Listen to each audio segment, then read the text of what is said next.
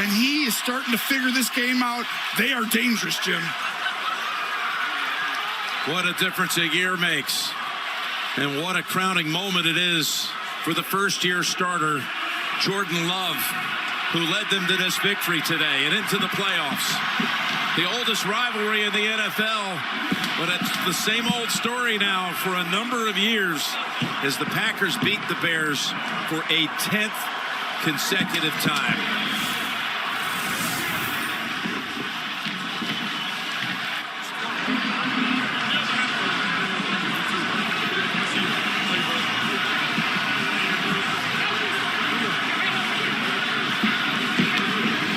We talked to Jordan Love this week. How appreciative was he of the organization for believing in him, even back to when he was the surprise pick by them late in the first round back in 2020 out of Utah State. People didn't understand it. They said he wasn't ready. He sat, waited his time. He's ready now. It's a gift, more than people realize. If you have the opportunity to wait, improve, and then when your opportunity comes, you take full advantage of it, and boy, has he. Let's go down to Trace. Well, Jordan, I can see it with that smile you just gave me. Congratulations. What a game by you. But in your first year as a starter, to be able to lead this team to the playoffs, can you describe what it's been like this season and this moment when you secured it? Oh, yeah. I mean, this is everything we've been working for the whole offseason. You know, coming into training camp, this is everything we've been talking about, been working for. So, obviously, it was a lot of adversity throughout the season. But the guys, the whole team, we stayed together, kept fighting, kept finding ways to get better. And now we're here going to the playoffs. So that's exactly what we work for. You guys continue to improve all year. What makes this team scary going into the playoffs? I mean, I feel like we just keep getting better and better. We haven't reached our ceiling yet. So we're going to keep that mindset going into the playoffs and, you know, go in there and have the underdog mentality. Go enjoy this win and good luck. We will. Thank you. We asked Jordan, what's it been like waiting your turn for 3 years? And he said it was long.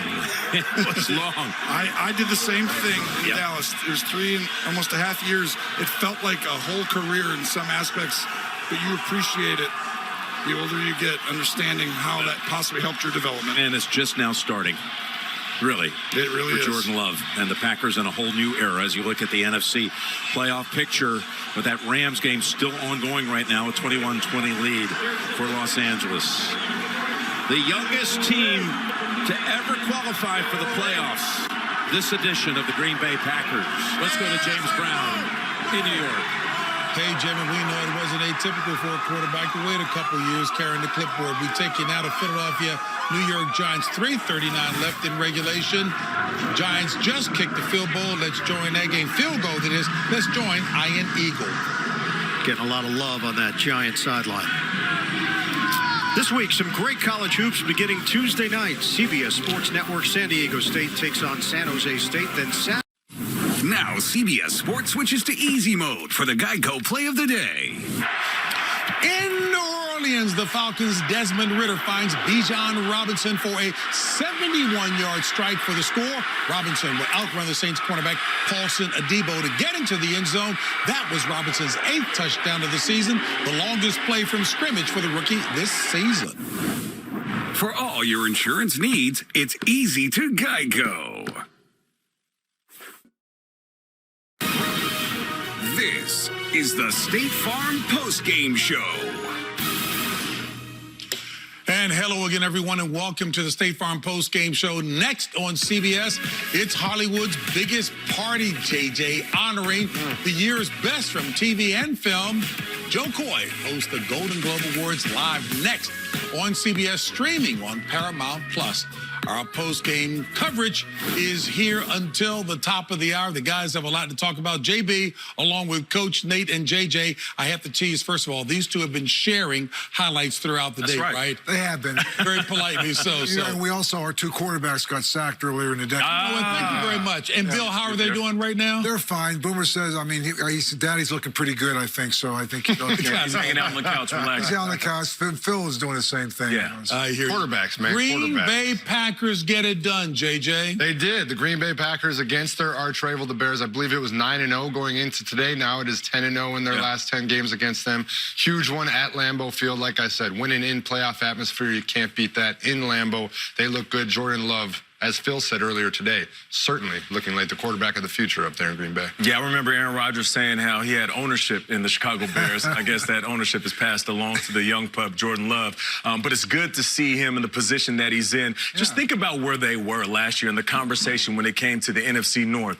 We know what the Vikings had in Kirk Cousins. Of course, Jared Goff was coming off of a big year, and we were expecting the same for the Detroit Lions. And all of the conversation was around Justin Fields and Chicago Bears, and now he is going to take this big leap. When it came to conversations about this division, we weren't talking much about Jordan Love. And here we are, playoff berth, coach. Yeah, and at the beginning of the season, I think no one really was talking about it, but you're talking about a team that's kind of gradually gotten better.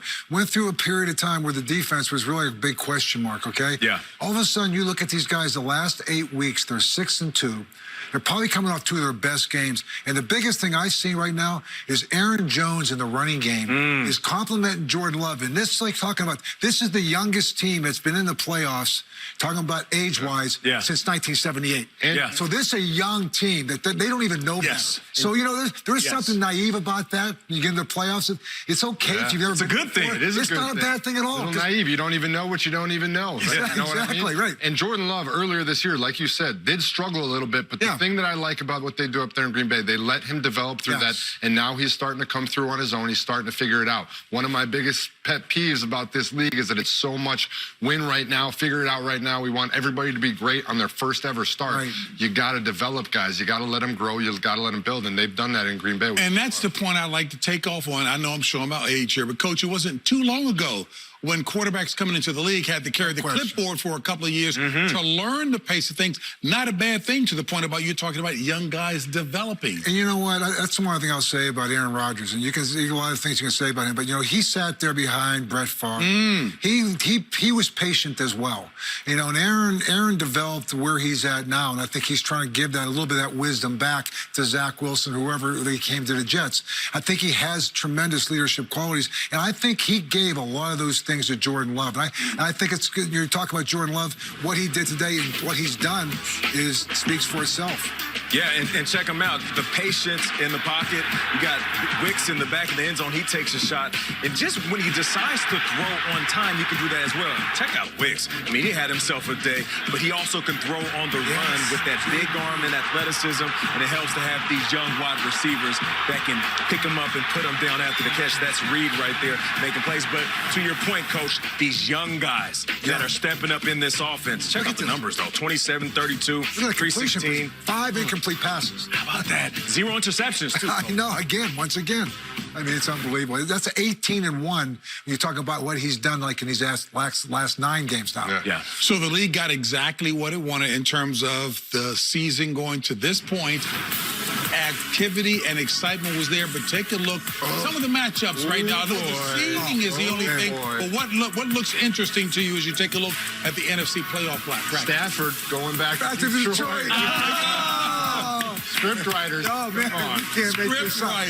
You can't make this up. Can't make it up. I'm pretty sure that the people in Detroit will welcome him with open arms. I don't think the defense will. It's going to be a good one to watch. But I was just talking to BC, Brian Coyle, and he said that a 7th seed in the new expanded version of these playoffs has never won a playoff game. So the question is, you look at Green Bay and Dallas, do they have a shot when it comes to Dallas? Absolutely, they got a shot. The way they're playing right now, I mean, now Dallas at home, they're explosive. They got a very good defense. They No doubt. get after the quarterback with Jordan Love. Now, the one thing I will say that I've seen with Dallas is you can run the football on them. And Aaron Jones, these last 3 games, has run for over 100 yards. And it sets up the play action. It sets up a lot of those things he like to do down the field. So the offense really runs through Aaron Jones because it opens up the pass game. It makes Jordan Love more comfortable, and he also can catch out of the backfield. And you get A.J. Dillon back, that 1-2 punch. I mean, that's a pretty good 1-2 combination. Stafford going back to Detroit, not the only reunion. We got Mike McCarthy with the Packers. A little bit of something there. That's Coach, right. would there be some motivation for you there going back? like not going back, but playing against a former Your former team. Yeah. Well, I haven't had that happen very often. I didn't go very you're a many lucky one. places. I know. But I do remember going back to Kansas City and playing against Marty. And there was something that was pretty special about that. I didn't try to make it personal during the course of the week, although I did mention it a couple times in the course of my meetings about what it was like to play there and what they like to do to the opponents. So sometimes, you know, you kind of try to make the game personal. Yeah. And so I have a hard time believing you don't try to because we do picks every single week on this show. Right. And you've made it very personal. Very, all very year personal. long. And we all know that you're first place in the picks. So I can feel it. I've actually won. Yeah. It's over. Coach won. Hold on, Brian Coyle. You said Bill Cowher has clinched? Oh, you Oh, clinched my it? gosh. He's put the little X by his name. He's clinched it, sewn it up. They've made a late run. And I think, I'm not sure where you guys stand. We'll bring you your trophy. Don't worry. Yeah, that wasn't the only thing that was clinched all day. He was a little worried. That's definitely for sure. Hey, but Coach, let me ask you this, though. Man. We have some teams that have stumbled their way into the playoffs. And then you have teams that have the proper momentum they need to make a run. Forget about the teams that feel good right now. Yeah. What about those teams that are looking in the mirror and they don't see the same ferocious squad that they once were months ago? What are you saying to them? That's what you're saying to Nick Sirianni. He's the guy, the poster child with this right now. This team is railing, but they made enough early victories that they're in the playoffs, right? So I'm walking in, we're all 0-0. And you know what I'm saying? Hey, no 7th seed, or 6th seed, and we're going on the road. Yeah. Okay, we got to do this on the road. So be it.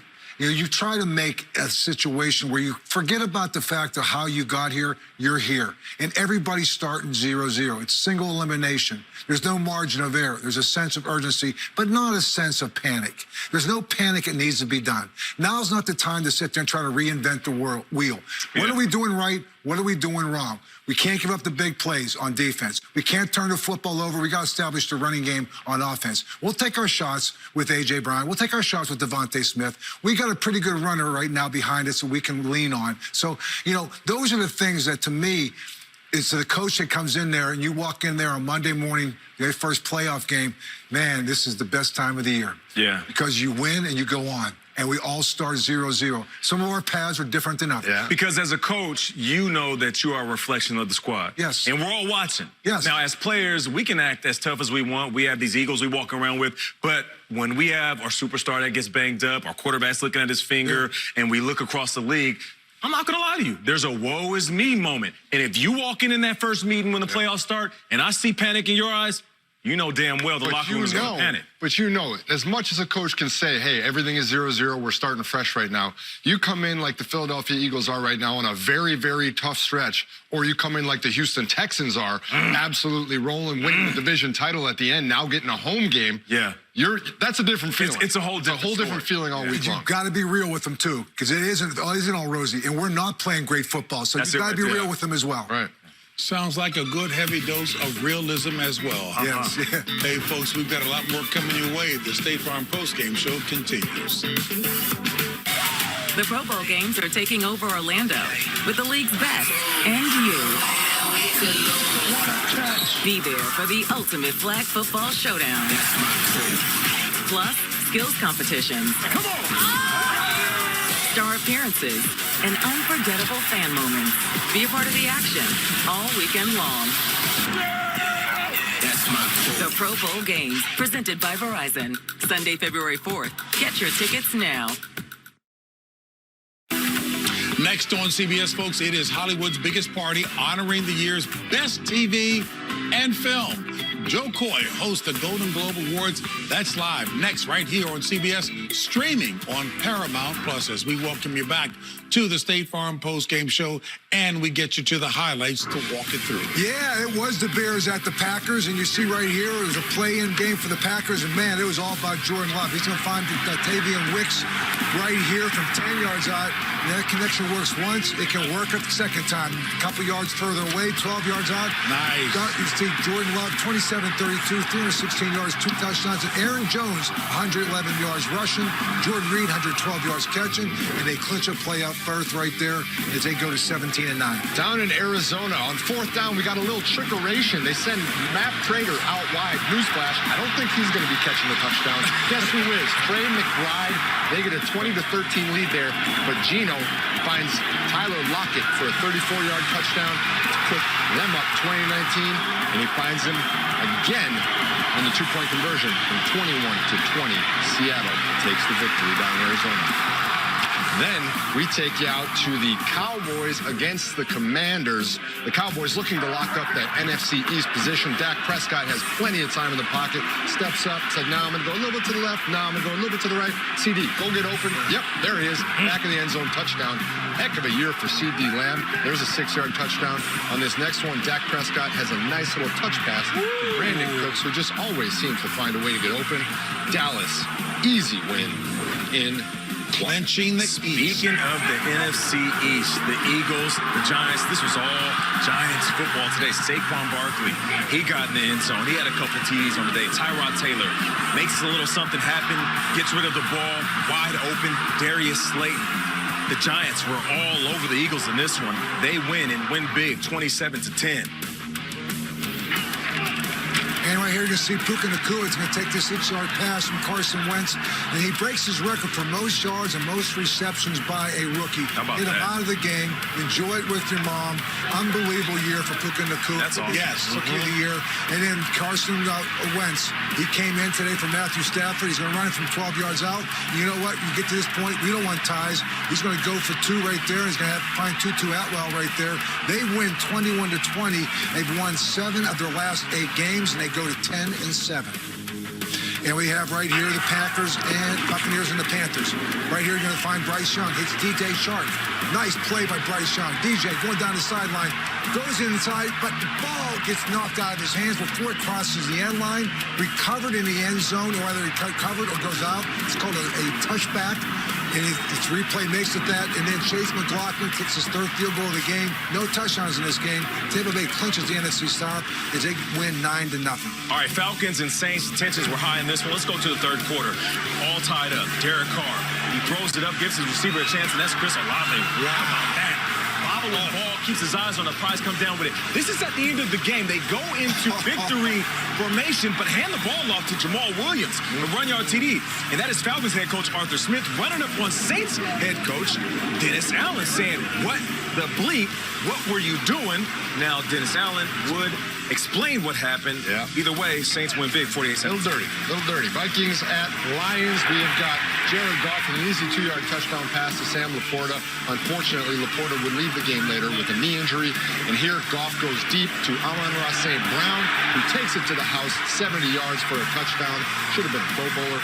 27-13. At that point, the Lions would go on to win 30-20. And now they'll face Stafford in the playoffs. Ooh. Now we take you to the Jaguars at the Titans. Derrick Henry, possibly his last game as a Titan. Say what? As he faces the Jags, he takes the handoff right here and goes for a big gain of 69 yards. Nice. Very nice game. He passes Earl Campbell for the most 100-yard rushing games in franchise history. That is Houston legend Earl Campbell. Yes. Ryan Tannehill here passes to DeAndre Hopkins for a 6-yard touchdown, helping out the Texans even when he's not on them. And on 4th down here, Trevor Lawrence trying to keep him in the game, overthrows Evan Ingram. Turnover on downs. Titans win 28-20, making everyone in Pittsburgh and Houston pretty happy. New York Jets at New England. The question is this Bill Belichick's last game? Stay, Bill, stay. They're asking. You see him right there. But it was all about Breece Hall and the snow and the weather up there. He had this 50-yard touchdown run. He had 37 carries for 178 yards. The New York Jets break a 15-game losing streak to New England. But again, as Belichick leaves the field, you have to wonder, is this his last time as a New England head coach? And as we take a look at the AFC playoff picture, Jacksonville eliminated, of course, Houston, as a result, wins the AFC South. Buffalo and Pittsburgh into the postseason. Buffalo, Miami tonight for the AFC East. Seeding will be resolved from that. And as we take a look at the NFC, again, everything set there, except, of course, the seeding as well. Your big picture thoughts as you look at both playoff sides, if you will. As I look at both, what I see is tonight's game still has huge implications. You may say, well, Buffalo already locked up a playoff spot. What does tonight mean? No, tonight means a whole lot. A 2-seed versus a 6-seed means a home game versus an away game, means a possible second home game. It is huge. So tonight's game still means a whole lot. And Buffalo-Miami is going to be a big one, a division championship on the line. You know, you make a good point, JJ, because we talk about teams finding their rhythm at the right time. Buffalo, of course, they were playing like they wanted to control their own destiny a month ago. Miami, a little up and down. They've had some moments where we complimented them. Last week, they got smacked up by the Ravens. They want to get a win so they can walk into the postseason feeling good. It's a big-time game tonight. You're right about that. Yeah, and I think the Buffalo Bills, you're talking about getting healthy at the right time, and Miami really kind of is limping into this game. And so you just have to kind of wonder at some point, you know, do you have to get ready for next week? But, you know, these are hot teams that are coming into it from the AFC standpoint. Pittsburgh's a hot team. You talk about the Buffalo Bills being a hot team. So and even in the NFC, you talked about the Rams. The Rams have won 7 of their last 8 games. The only game they've lost was an overtime punt return by the Baltimore Ravens, who some people are considering the best team in the National Football League. And then again, we talk about them going up to Detroit in terms of that matchup in the first round, and Green Bay going down to Dallas. A lot of storylines developing in the NFC. And I guess we have to kind of let this play out in the AFC after tonight's game. But, man, the playoffs is exciting. Yeah. So the guy here talking about this always talks about imposing your will. Can I ask politely, can Miami do that? They've got the ingredients there, but can they come back and smack you in the mouth as well? The first thing that comes to mind when you think Miami is you think speed. I would say, realistically, the first thing that comes to mind is not imposing your will and smacking you in the mouth, but speed can smack you in the mouth. I mean, Tyreek Hill runs past you, get a touchdown right over your head. That'll smack you in the mouth real quick. So if they can put those things together, the thing I will say is you lose Bradley Chubb, you lose Jalen Phillips. Those are 2 of your stalwarts on defense that have a great chance of smacking you in the mouth, and that's tough to do. And then on the offense side of the ball, you have Waddle and Mostert, who are a little banged up right now. And you talked about it. This team is known for their speed. And in football, historically, I'm not calling this team this, but speed is usually coupled with finesse. And I'm not saying they're just a finesse team. They can still bring that grit, but they have to have a victory where it's not just us being the fastest team on the field. They're going to have to beat you up on offense and on defense to prove that they can play through these gritty moments in the postseason, because that's what's coming next. That's the question. 1-4 against teams with winning records. You know, you guys played other sports as well, too, because nobody likes to be embarrassed. In terms of speed, speed can embarrass. That's a fact. There's no question about it. Right, JJ. Hey, folks, like we just mentioned, coming up at 8:20 Eastern, as JJ elaborated on it, over on NBC, Sunday Night Football kicks off with Josh Allen and the Bills taking on Tua and the Dolphins. Again, that's coming up at 8:20 Eastern on NBC. And you know what? So I got to ask you this question from the guy who's not from the fraternity. Can a quarterback, if they know that a victory formation is typically, can a quarterback make that call? Talking about that Saints game. Jameis Winston can. Jameis Winston can. Jameis Winston can do But you saw how hot Arthur Smith was behind that. Okay, just to explain it, so they went into victory formation after having this commanding lead, and as the Falcons are sitting back. I want to hear this. Come on. Go ahead, Nate. You're trying to put this. No, I'm trying to explain to people at home, right? Why it's so disrespectful. Yes, I agree. Because the Falcons were sitting back saying, okay, they're in victory. We're not going to go full, right? If you're on the defensive line. And then all of a sudden, you get blown off the ball, and a running back is scoring a touchdown.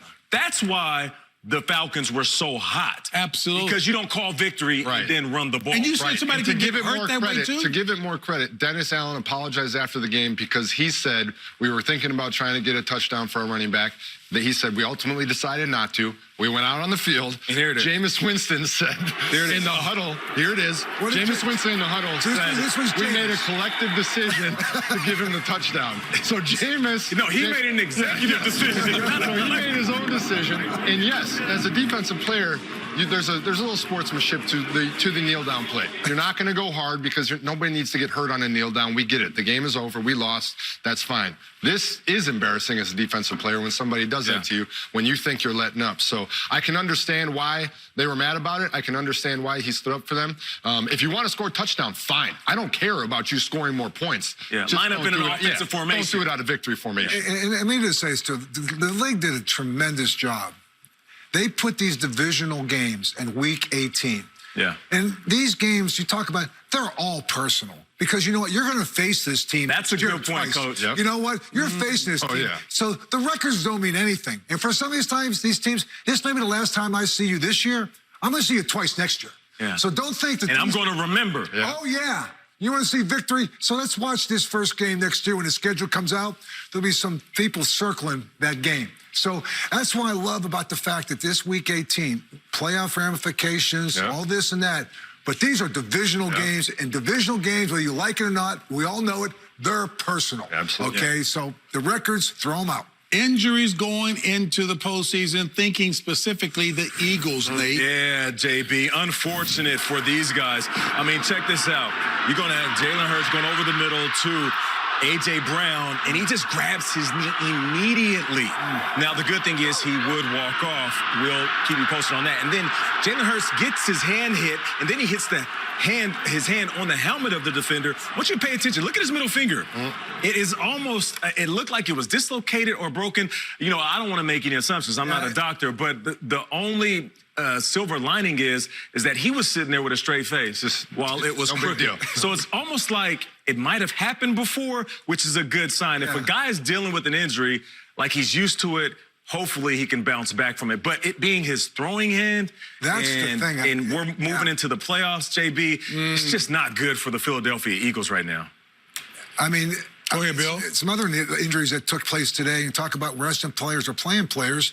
Well, this was TJ. This was a game that they had to win, and unfortunately, he had the MCL. Yeah. It was good news, as TJ mentioned. It's his grade 2. But Sam Laporta, that didn't look good. I don't think he's going to be ready for the playoffs, and that's a big part of their offense as well. And he's also A.J. Brown. So, you know, that's the thing that you don't like to see. You want to see teams coming into the playoffs. Yes, you're dealing with some injuries, but man, you don't want to lose someone on Week 18. As a player, I try not to get into the mind of a coach at the end of the year. I'm trying to stay healthy, maybe even pad my stats a little bit, but I don't envy you guys because I believe the toughest decisions you guys have to make is that last week, deciding who we're going to play, why is it worth playing, and then who we're going to bench. And how do you keep both of those guys equally interested in the week moving into the playoffs? You know, and I think the most important thing is how do you practice? And I always thought that you have to practice fast. And if you don't practice fast, it's hard to turn that on Sundays. But if you practice fast and practice smart, because you can't just always hit people. And I'm talking about practicing smart, which means taking proper angles, but running past them. And making sure you can run routes full speed. Because that way I can sit you on Sunday. But you've practiced very hard Wednesday, Thursday, probably a little bit on Friday. But we got to be able to practice hard on Wednesday, Thursday. Now, I'm talking about practicing fast. Guys, the game is going to be faster on game day because of the adrenaline. But if I can learn to practice fast, then all of a sudden the execution doesn't become that big of a jump. And I can maybe rest you. So the practice habits and how you prepare. Because you know when you guys are locked in. Oh, yeah. I can. By the way they practice. Hey, there's times. You know who you can bench after that. And you know what? There's times I kick teams off. I kicked our teams off the field on Friday. Because I just didn't like coaches the practice. love the kick off the field. And you know what? Coaches love it. You know what? Get out of here. Nothing sends a message better than that. You're wasting your time and my time. So you know what? I'm going to go, and if you play like that on Sunday, like you practice, won't be embarrassed talking about this on Monday. Then you got the guys that are like, no, coach, we want to stay. We want to stay. We'll run it ourselves. I'm going to tell you this, Coach. Hey, listen. I knew who those guys were. I go, here's the script. And here's the thing, Coach. I'm going to just tell you this now that we're working together. You know, we act mad and sad when you kick it off the field, but we get to the locker room and we're like, man, about time. Golly. Coach is getting on my nerves. Guys, how do we do this again? How do we do this tomorrow? So, DJ, this may be personal, but help me understand from a novice's standpoint, I'm looking at the symbiotic relationship, if you will, between Highsmith and TJ Watt. TJ not being there now, I mean, and we know what the Philly culture, Pittsburgh culture is.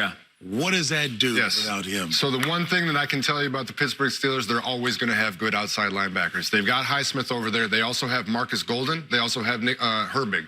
So those two guys are going to step in nicely. TJ, I've been talking to him all day long today. So what's the update on that injury? So he has a grade 2 MCL sprain. That's a couple weeks rest and recovery. So, Yeah. I mean, you never know. 2-3 weeks, you get a couple wins, you string something together, you never know. But the outside linebacker position, they do have a couple guys that can fill in really well there. A lot of congratulations to Mike Tomlin. He kept this thing together. 3 weeks ago. How about that? They're talking about the 2024 season and what are they going to do with the coaching staff? What are they going to do with Mike? Mike Tomlin knows how to coach. He knows how to coach. He's never had a losing season, but you know what? When you put him in... Wait a minute. Okay. That's Bill Cowher for second most by Steelers head coach. Hey, he's going to pass Chuck Noll, too. I don't think he's been anywhere for a long time. So, you know what, though? Coach made the playoffs how many times? 10 times. Go ahead. What a franchise. Yeah, you know what? What a Because you know franchise. what? There's stability, there's patience, there's an understanding. And you know what? It's about the process, and everyone in that building understands it. There's communication. It's not always going to agree. People don't always agree on what things they're doing, but you respect the opinions of other people, and you know what? You move on from it. You have to concede sometimes and not give everybody what they want. Yeah. And that's what happens. That's why I talked about Bill Belichick in New England. If they can come together, there's concessions made on both sides with Robert, with Bill. I'd love to see that thing continue. Nate, think about today's world. Like with the coaches switching, you have turnover. 2-year guys, Chuck Noll, Bill Cowher, Mike Tomlin. How about that? How lucky I've were heard that the franchise? numbers before, but 3 coaches in what? That is 50 years, insane. maybe? I mean, that's amazing. Talk about stability. Hey, leadership. Kudos, Mike. You passed me. What kind of compliment is that? Hey, Klaus, did he mean that? Hey, folks, we will step aside for a quick timeout. The State That's Coach's way of saying I love you.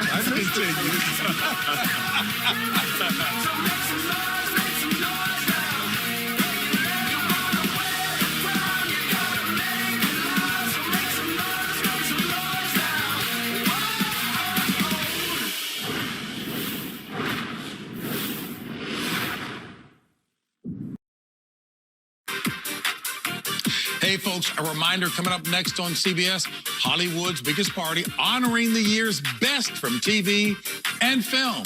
Joe Coy hosts the Golden Globe Awards. That's live next on CBS and streaming on Paramount Plus as we welcome you back to the State Farm postgame show. Hey, folks, take a look at these numbers here. We talk about Bill Belichick, whether or not this was his last time in the hoodie in New England.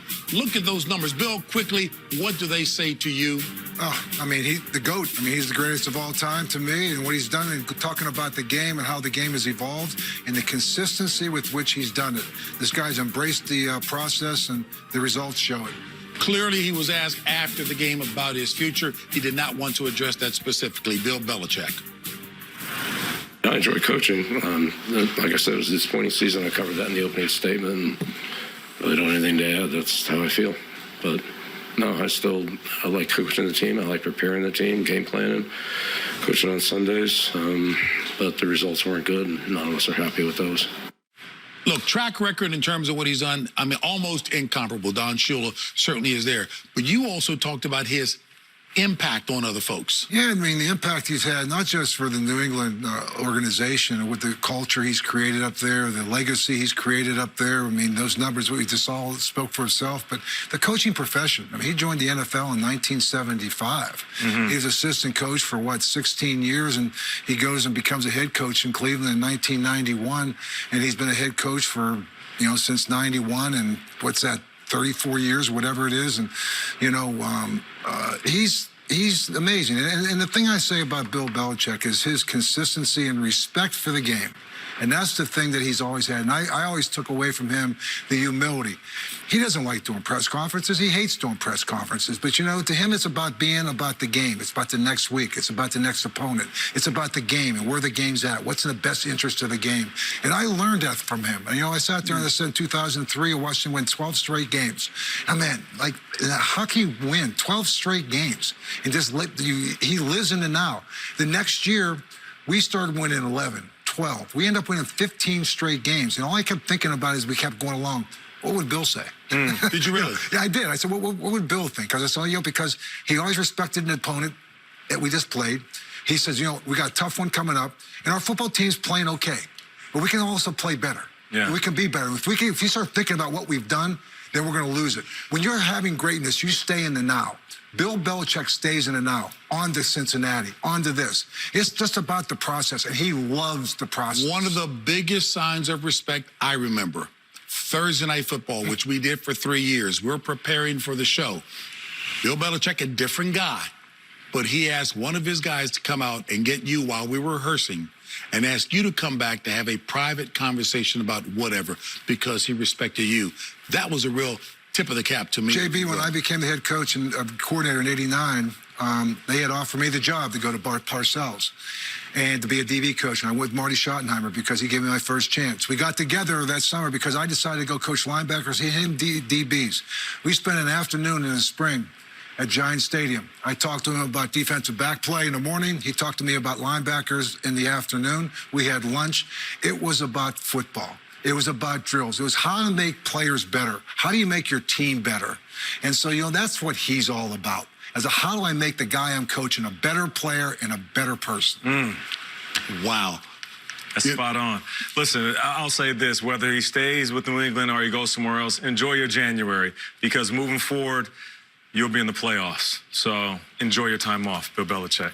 Hey, folks, coming up at 8:20 Eastern over on NBC, Sunday Night Football kicks off with Josh Allen and the Bills taking on Tua and the Dolphins. Again, that's coming up at 8:20 Eastern on NBC. As you were listening to these guys, I know you love the game, Patrick. You are really cerebral when it comes to that, but your thoughts? The unbelievable coach, the stories are incredible. The thing that keeps coming back to my head is we played against them in we had a training camp where we practiced against the Patriots. And so we were at West Virginia, and we were at this facility, and I went into the weight room in the morning to go work out, and I walk in, and there's somebody in the squat rack. And it's Bill Belichick in the squat rack. And I'll always have that picture in my head. I mean, the guy's a 6-time Super Bowl champion. Yeah, how much was he squatting?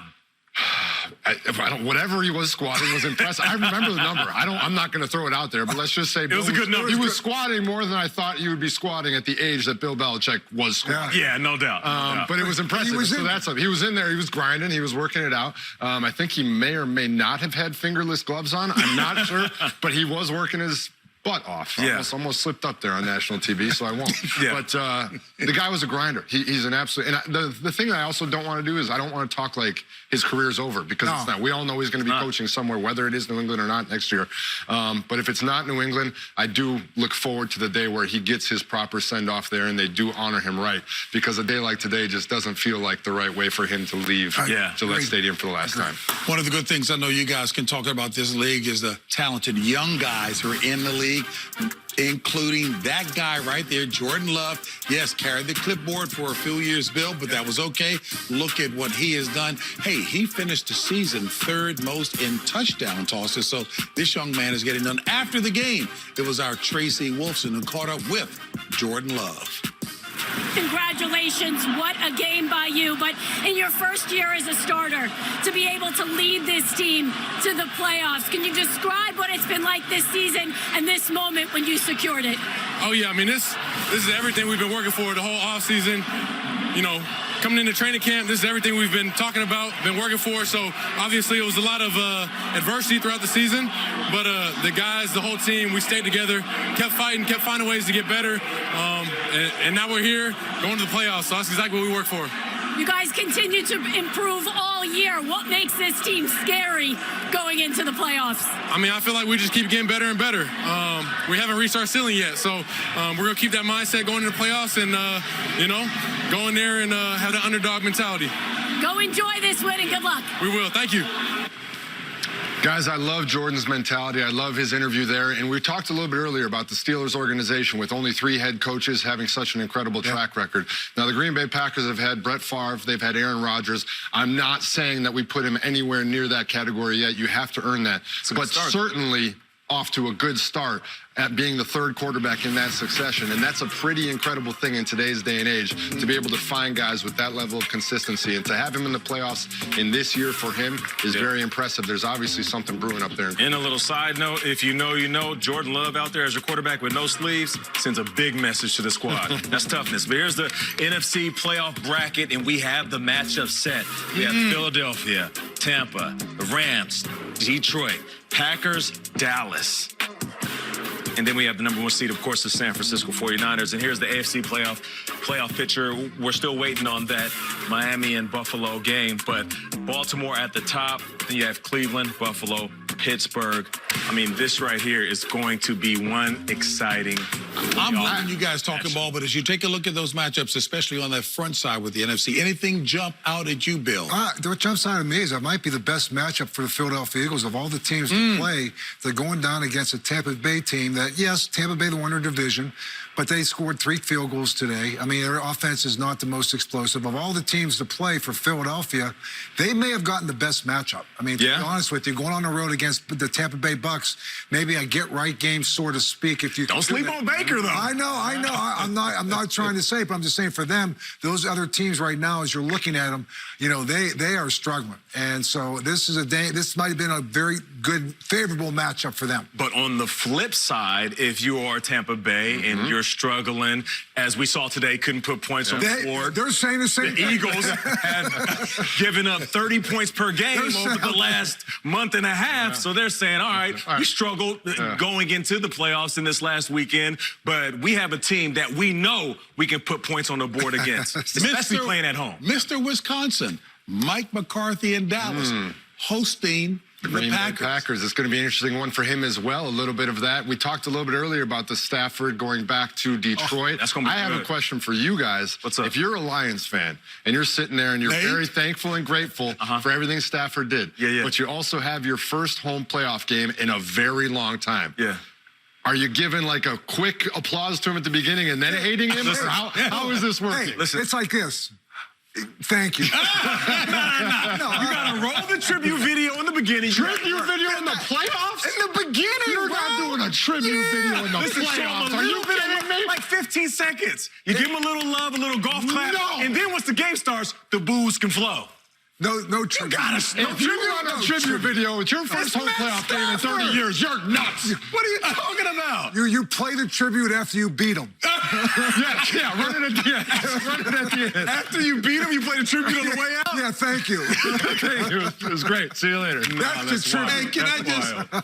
Hey, Klaus, I know you work with Nate in the mornings every morning. Would you play a tribute video? Klaus, don't you say anything. Don't you say anything, man. Bill Cowher, we give you the final word. Go ahead, sir. Playoff time is here. Congratulations to all the teams that got there. And you know what? Good luck. Strap it up. It's 1 week at a time. Here we go, baby. This is the best time of the year. Yeah, it's like March Madness, man. You survive in advance. Coach, you said it perfectly.